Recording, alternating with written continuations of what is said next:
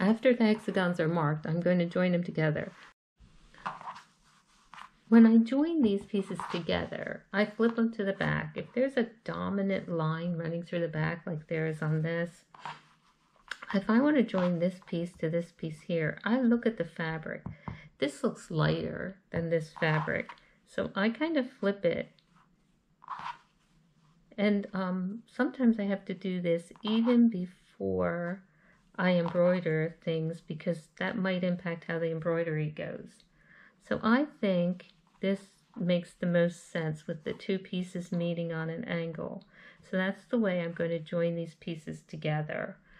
This happens primarily because we're going around a circle with all of these pieces to build a small round looking table runner. I start from the back and I go through one dot and I make sure my needle comes out on the piece I'm trying to join it to on the middle of the dot, the lowest dot. I always start at the lowest dot and work my way up. I leave a long thread tail. I don't tie a knot. I go through the second dot on the piece on top and try and land my needle or adjust my needle so it goes through the second dot on the lower piece. Okay, and then I stitch around the same place again to make sure that it's tight. Making sure my needle has the same exit and entry points.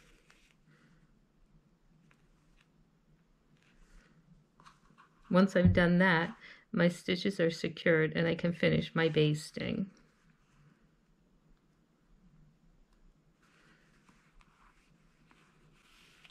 Okay, so I'm going to go into the next dot and come out the same place on the piece I'm joining.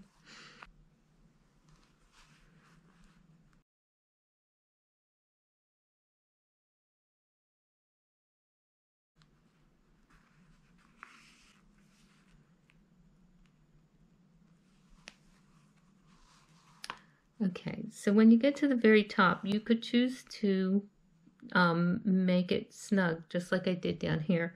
But I don't do that because that's harder to get out with all the stitching that's going to happen up here. So instead I climb my needle back down, filling in the spaces that aren't empty as I head down to the bottom of the marks.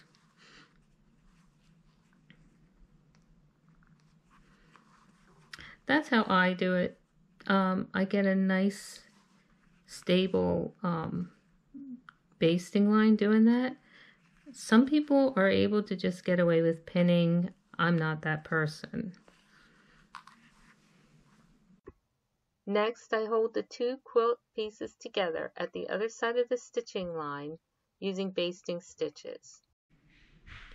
Now that that's finished, I'm going to pin, making sure my top lines and my back lines meet, and then I'm going to sew this seam and I'm going to make sure and secure my threads at both ends.